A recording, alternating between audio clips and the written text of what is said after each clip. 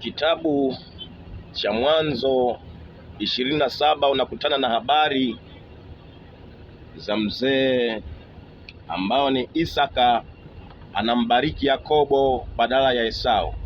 Lakini hizi habari ni kwamba inasema huyu Isaka wakati ameshakuwa mzee sana, anasema wakati wa kufa kwangu sijui, anamwagiza mwanawe wa kwanza, mzaliwa wa kwanza ambaye ni Esau, anasema chukua mata yako na podo lako, nenda nyikani ukaniwindie mawindo ili roho yangu ipate kukubariki kabla sijalala na baba zangu. Kwa hiyo haya maisha alitaka huyu mzee Isaka ambariki mwanaye. Kwa hiyo baba zetu hawa mashujaa walikuwa kabla ya kulala na baba zao walikuwa wanabariki watoto wao, lakini wakati mzee Isaka anasema na mwanae Esau, Rebeka mke wake akayasikia yale maneno, akamwambia mtoto wake ambaye ni Yakobo, akasema, nimesikia baba yako anamwambia kaka yako Esau aende akamuindie mawindo ili apate kumbariki. Lakini unaona huyu ambaye ni Rebeka anasema, mwanangu, sikiliza sauti yangu, nenda kundini kachukue mbuzi walio wema ili nipate kukitengeneza kile chakula namna kama pendavyo baba yako, ili baba yako akubariki. Lakini unaona Yakobo anasema kwamba mimi siwezi kwenda kwa baba yangu, kwa maana mimi ni laini, baba yangu atajua na baraka, badala baraka nitapata laana. Lakini mama yake anasema hiyo laana na iwe juu yangu mimi. Kwa sababu gani alikuwa anasema hayo maneno? Kwa sababu Mungu alishaahidi kwamba mkubwa atatawaliwa na mdogo. Kwa hiyo katika maisha kwamba lolote lile linaweza likatendeka, lakini kwa makusudi ya Mungu. Mungu alikuwa anatafuta afanye agano la umilele na Yakobo, kwa maana Yakobo alikuwa ni mcha Mungu katika maisha yake yote. Kwa maana Yakobo anasema alikuwa anakaa nyumbani na mama yake, anamsikiliza sauti ya mama yake. Kwa maana anasema mtoto yoyote yule ambaye anamsikiliza mamaye atakuwa baraka katika familia. Kwa hiyo wana wa Mungu katika maisha kwamba Yakobo alibarikiwa, lakini ilikuwa ni agano. Mungu alitaka kufanya agano la umilele. Hata leo tunazirishi zile baraka za baba zetu mashujaa wa imani, kwa sababu Yakobo alibarikiwa. Yakobo alifanya agano Mungu, kwa sababu aliona moyo wa Yakobo umemwandama Mungu, moyo wa Yakobo ulimpenda Mungu. Kwa hiyo wana wa Mungu katika maisha yetu ya kawaida, hata sisi tukitaka kubarikiwa, kuna kanuni na sheria za kubarikiwa. Kwa hiyo unaona mzee Isaka anamwambia mtoto wake kwamba aende nyikani kafanye mawindo ili roho yake ipate kumbariki. Kwa hiyo na sisi tuyaishi hayo. Tukitaka kubarikiwa na sisi tutafute kwenda nyumbani mwa Bwana tukiwa na sadaka kamili ili tupate kubarikiwa, kama baba zetu waliambia watoto wao waende wakatafute mawindo ili roho yao ipate kubariki. Kwa hiyo baraka siku zote inatoka pale mtu endapo anakuwa amewajibika katika maisha yake, amefanya kitu katika nyumbani mwa Bwana, amefanya kitu chochote kile. Usiende, Biblia inasema usiende nyumbani mwa Bwana mikono mitupu. Kwa nini? Kwa sababu kwa Mungu anataka unapokwenda nyumbani mwa Bwana uende na sadaka. Kwa hiyo tunajua kwamba sadaka siku zote ndio inasababisha mtu anabarikiwa. Kwa hiyo wana wa Mungu, tudumishe sana kukaa katika yale maarifa ya Mungu, tumsome huyu Mungu, tuyaishi hayo, tuyatafakari hayo katika maisha, ili zile baraka zitatujiria kwa wakati wake. Kwa maana anasema kwamba ukiwa na maarifa ya kimungu ndani yako, haka Mungu atakubariki. Kwa maana pasipo maarifa itakuwa kwetu itakuwa giza.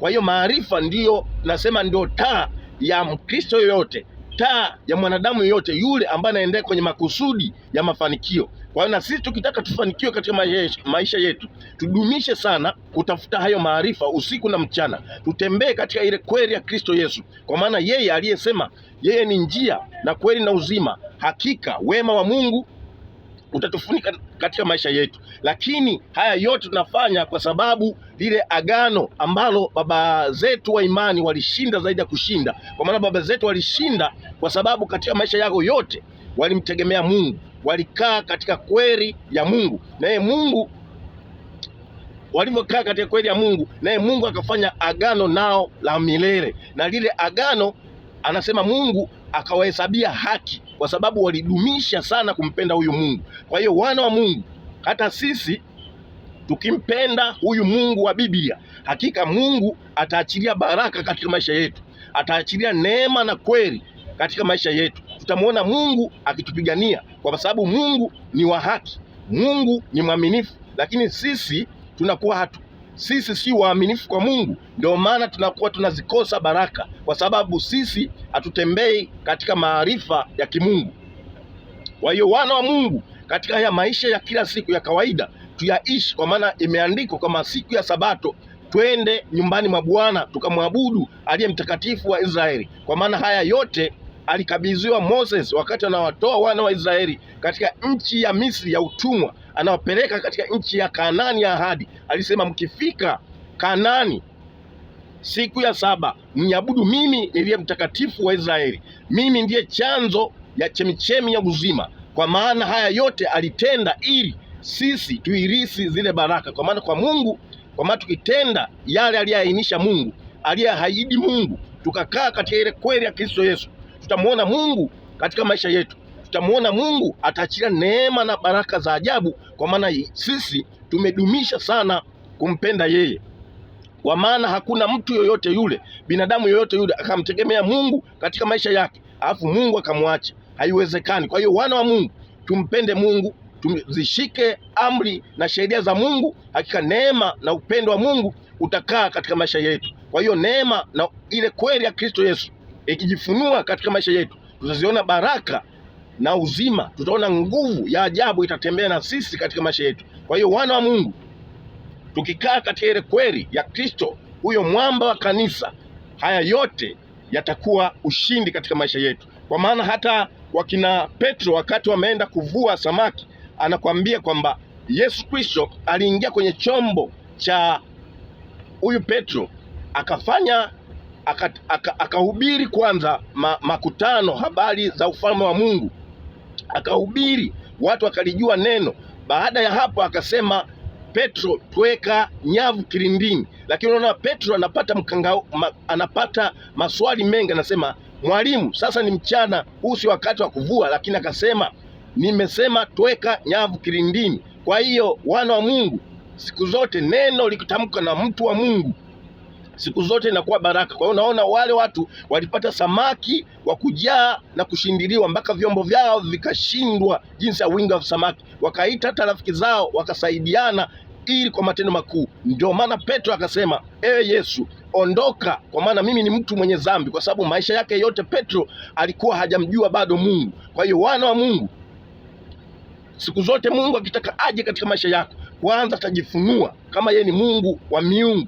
Hafananishwi na kiumbe chochote, hafananishwi na kitu chochote. Ndiyo maana Yesu Kristo aliwaonyesha ukuu kwamba hakuna chini ya jua lisilowezekana kwa Mungu. Kwa hiyo ndio maana pale Yesu Kristo akawabadilisha Petro na Yohana, akasema, kuanzia leo nyinyi mtakuwa wavuvi wa watu. Kwa hiyo wakakabidhiwa kwenda kuihubiri Injili. Kwa hiyo wana wa Mungu, kwamba nao wakina Petro na Yohana walitoa vyombo vyao kwanza sadaka, Yesu Kristo akahubiri Injili, ndipo baraka ikatoka. Kwa hiyo wana wa Mungu, kwa Mungu siku zote, ukitaka baraka kwanza, anza kuwajibika kwa Mungu, anza kumpenda Mungu kwanza, tafuta maarifa kimungu, naye Mungu atajifunua katika maisha yako. Kwa hiyo neema na kweli za Kristo Yesu zikikaa na wewe, ukizichora ndani ya moyo wako, hakika Yesu Kristo atafanya makao ndani ya maisha yako. Kwa hiyo mwana wa Mungu, barikiwa kwa ukuu na neema yake Kristo. Hakika Mungu akajifunue katika maisha yako,